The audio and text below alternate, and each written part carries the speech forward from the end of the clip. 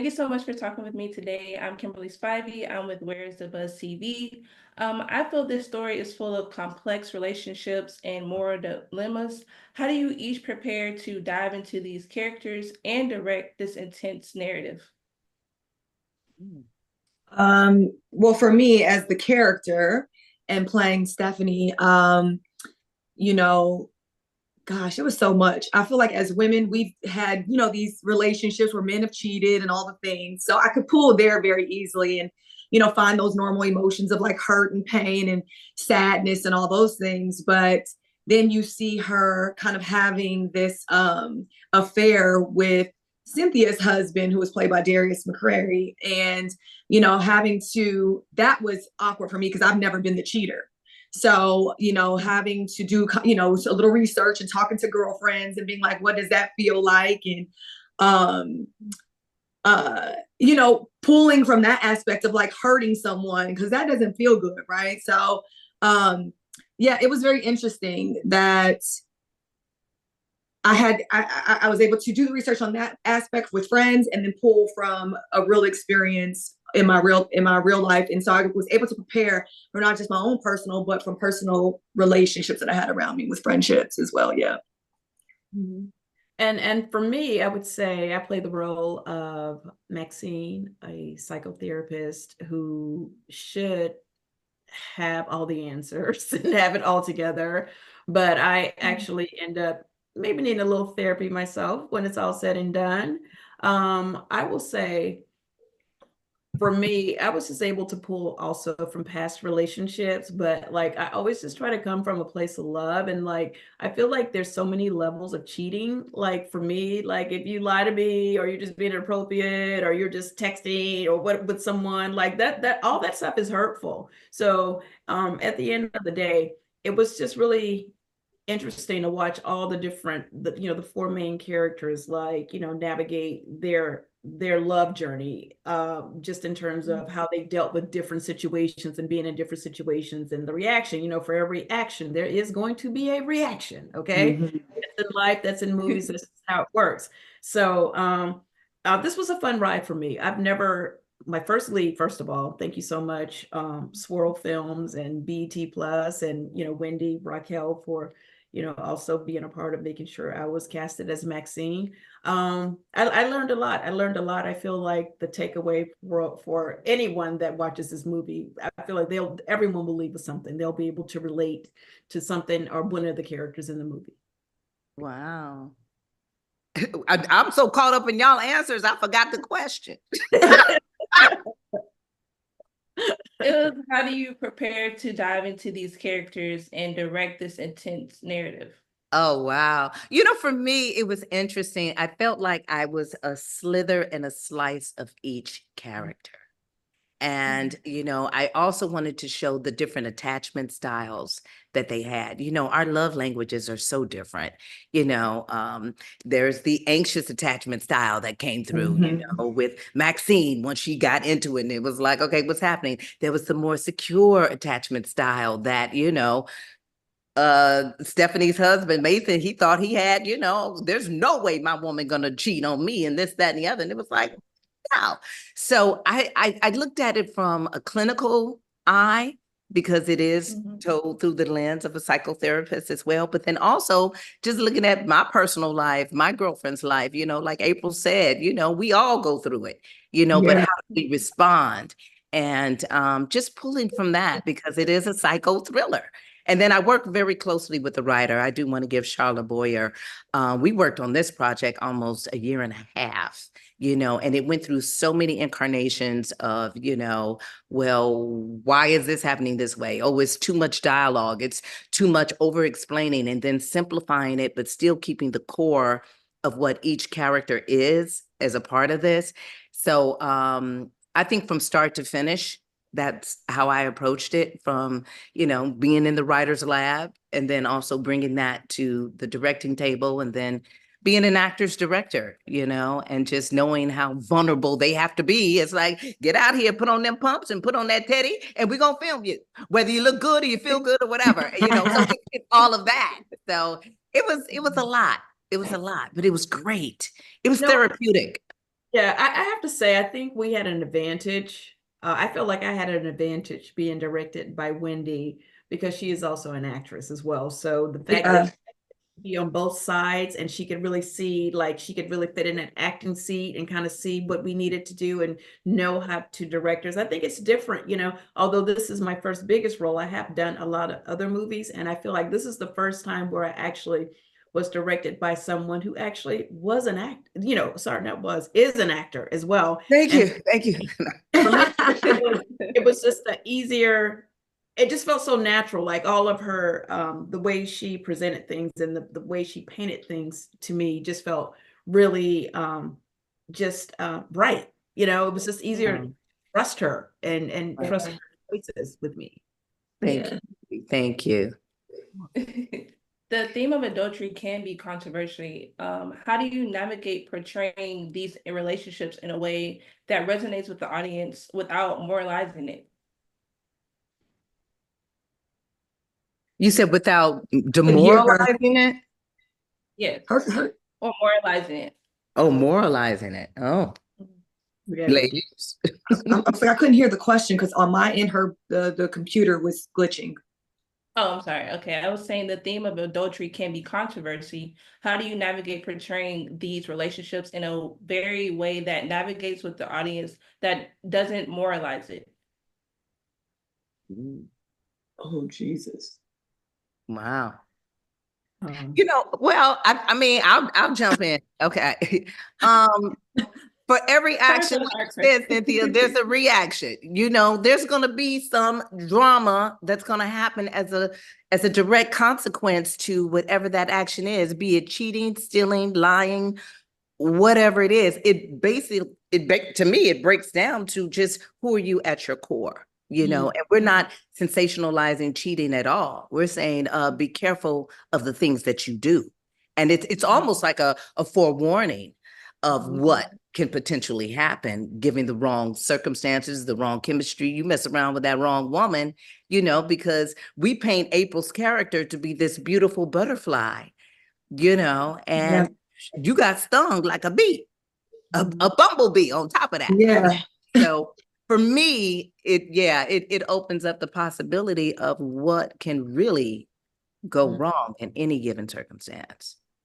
But and I will say that I feel like when it comes to, like, for myself, like I'm like April. I've never really cheated on anyone before, but I will say I feel like, I feel like people don't just, well, in this movie, let me take it away from me and put it back to the movie. Okay. These characters just woke up and decided to cheat. I felt like all of them were missing different things from their person in different ways. So they were not in sync as a couple. They were not aligned as a couple. So with that said, you know, bringing it back to reality, you know, I always say, you know, are you my person? I just want to find my person. Because I think at the end of the day, you know, my person, when you find your person, your cheating is not even going to be an option because you're with the person that, you know, spiritually, mentally, emotionally, sexually, physically, that you feel your best self with, that you're happy with, that you feel the most peace with. And this movie is a lot of things, but peace ain't one of the words that we will use to describe this movie because there's a lot of unrest and there's a lot going on. But I do think, just, you know, trying to answer your question, you know, you'll see how we got to where we got to by the end of the movie. And it didn't start out because everybody was happy with the people they were with. I'll just say that. I agree. For April, what was it like exploring the more nuanced aspect of Stephanie's character, such as her sense of dissatisfaction in her marriage and her desire for something more?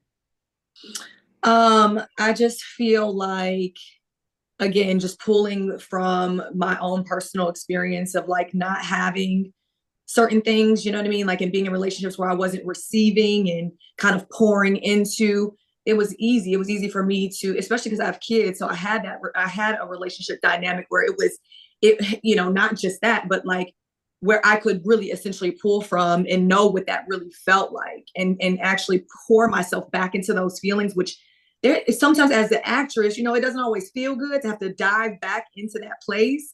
But because I had already experienced it, it was easy for me to put Stephanie make Apryl into Stephanie and Stephanie me, because it was so aligned in that aspect.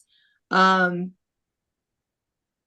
it wasn't, thank God, that partial part of Apryl and Stephanie, it collided. It wasn't like it was a hard act to follow, if I may say, because it just resonated so much with my real life and knowing what that has felt like.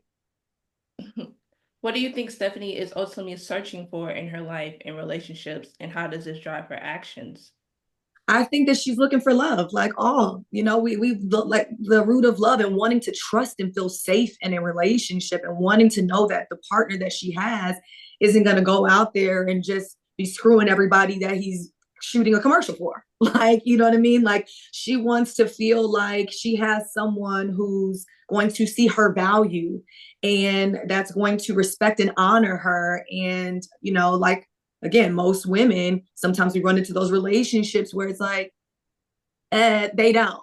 And so I think that there's a side of Stephanie when she doesn't receive it. She's like, okay, she's a tired, fed up woman, right? And so there comes certain things and aspects where it's like, okay, you can turn somebody into another type of person that they don't really want to be. So that's, yeah, I'll say that without ruining the movie. For Miss Cynthia, in what ways do you think Maxine's affair with Mason serves as a mirror to her own marriage with Stefan? As a what? It serves as what? I said, in what ways do you think Maxine's affair with Mason serves as a mirror to her own marriage with Stephen? Sorry. I think that my attraction to Mason was the fact that I was, just super attracted to him.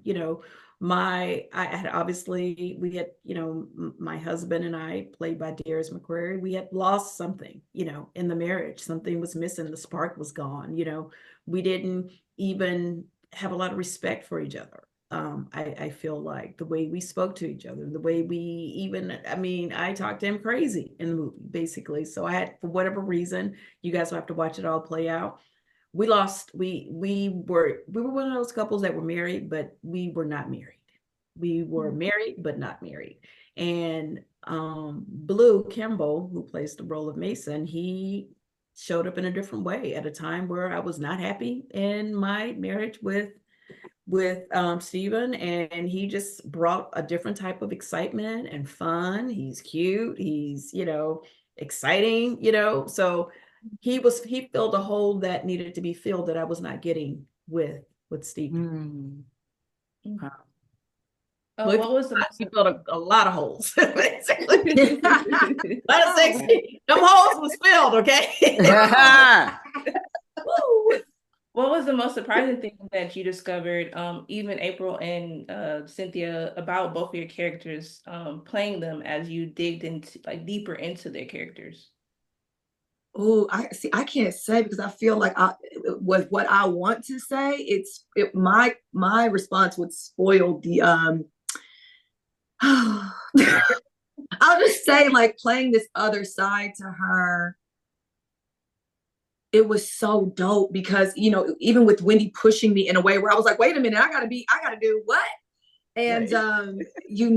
And having to be in that and be like, wow, like, and knowing, like, now I know what that feels like without ever in my personal life ever going through it. I had to dive into that as a character, and it was what I had to do and how far I had to go into that. It was just wild. So this level of compassion that I have for anyone who's ever experienced or have to turn into that sort of person. But yeah, I want to say more. I just don't want to I can't ruin the movie. It's complicated. I know it is complicated. I would say, for me, playing the role of Maxine as a psychotherapist was it was interesting to watch someone who supposedly has it together, this professional woman, basically just spiral out. You know what I'm saying? And then also, to be in a profession where I'm supposed to, be safe. I'm supposed to be trusted. It's a safe, you're coming to me for help when, in so many ways, I'm a hot mess. Wendy had said something on one of the other interviews. You can never judge a book by its cover. And I appear to be, I'm like, let's talk about it. I'm Maxine, da da da da da. And, I'm talking, I can talk the talk, but in the end, in a lot of different ways, I'll just say I wasn't able to walk the walk. And I think sometimes in life, you just don't know who people really are. You really can't judge a book by its cover, because I think, everybody has their stuff. And, some people are just able to hide it better than others. So. I just want to drop this one little nugget as I'm listening, and it's like, it goes back to, we wear the mask that grins and lies, it hides our cheeks and it shades our eyes, and I think everyone is showing up differently than who they really are. Yes. Authentically. Yes. That's the core of the movie. It's like, damn, I wish I knew that for the last interview, but yeah, it's, but no, because I was asked a very important question. And what do we want to leave with? Especially in the time of social media, sometimes it's who you post to be, and we don't post the lowest points of our lives. Some people are really transparent, but a lot of people don't, so it's like, who are you when you take that mask off? Yeah.